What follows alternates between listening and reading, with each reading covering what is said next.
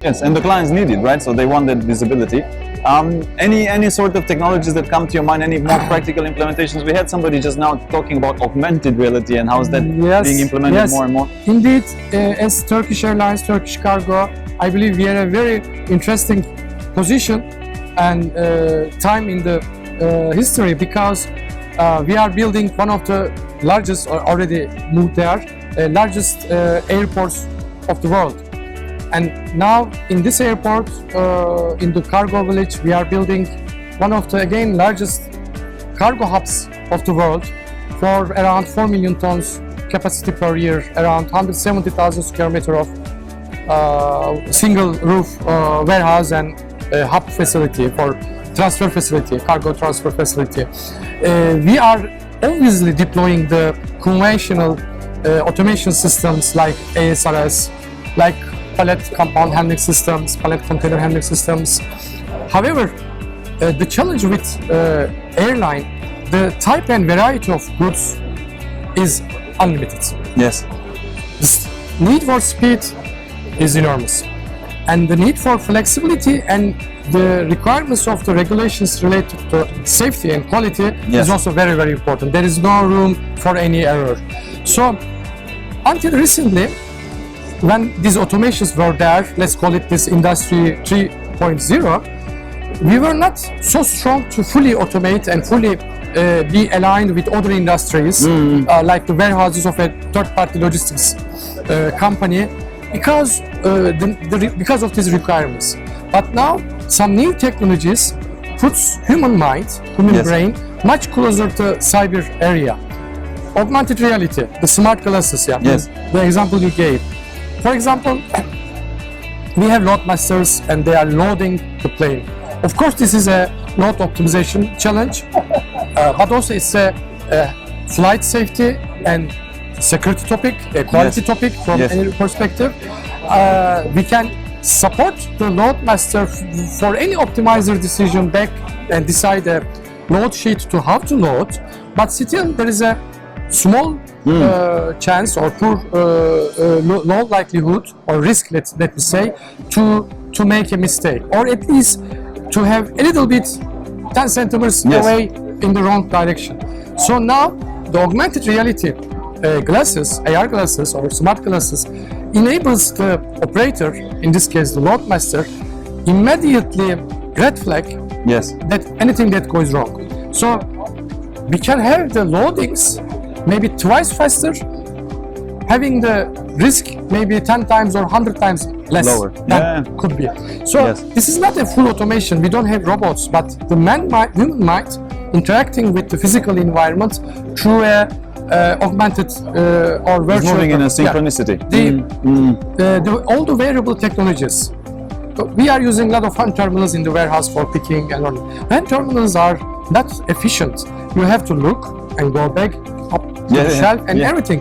But when you have the smart glass with a hand glove, a variable glove, again connected from this automation system of work in order process or WMS, warehouse management systems, you immediately have the operator only walk through or operates their order picker and look, glass picks it, checks with hand like that, sees it here and takes it. Much faster.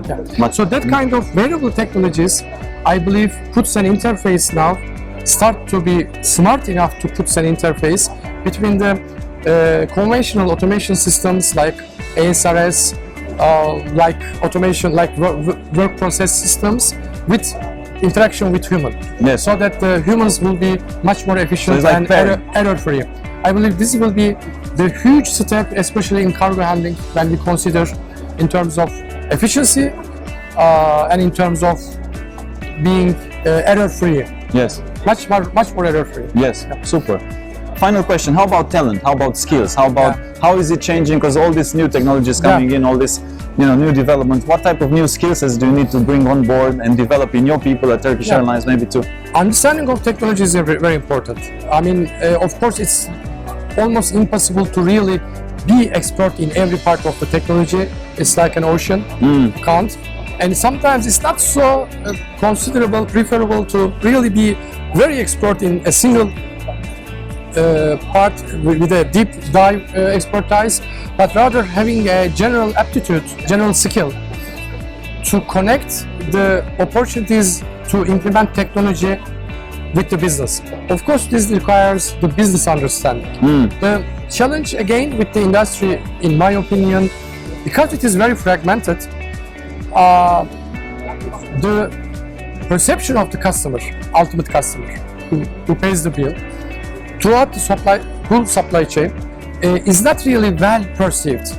Everyone thinks that the customer is the next one in the chain. Yes. Yeah, maybe to some extent, but not the real customer. We create value throughout all these partners and stakeholders for the final customer who owns the cargo, who pays the bill, and who wants their cargo in a certain time, with a certain conditions, and of course with a competitive cost, very competitive cost, in the right place. So in order to match it, I believe the most important thing is to have a broad understanding of the supply chain. Even if you are in air cargo business, either in airlines or handling agents or GSAs or airport authorities, I would love to have more and more people around us, our team, to have a basic understanding of the business from a holistic approach. Then you can go and focus into a specific area to improve or to radically change. Maybe because with this technology and with competition, we should use it for radical changes from a disruptive approach as well, from inside of the industry. But all these requires, I believe, a holistic approach, as you said, to understand what creates value for the ultimate customer and what does not, and how I can implement the technology or my skills or a particular talent or know-how into it. So it's a very practicing, I believe, function or sector. And anyone who loves mobility, who loves dynamics, who loves to really high adrenaline levels, I believe should be in or around this industry. Part of it. Yeah. Super. Turhan, thank you so much and thanks for the share. Thank you, Radu. Pleasure.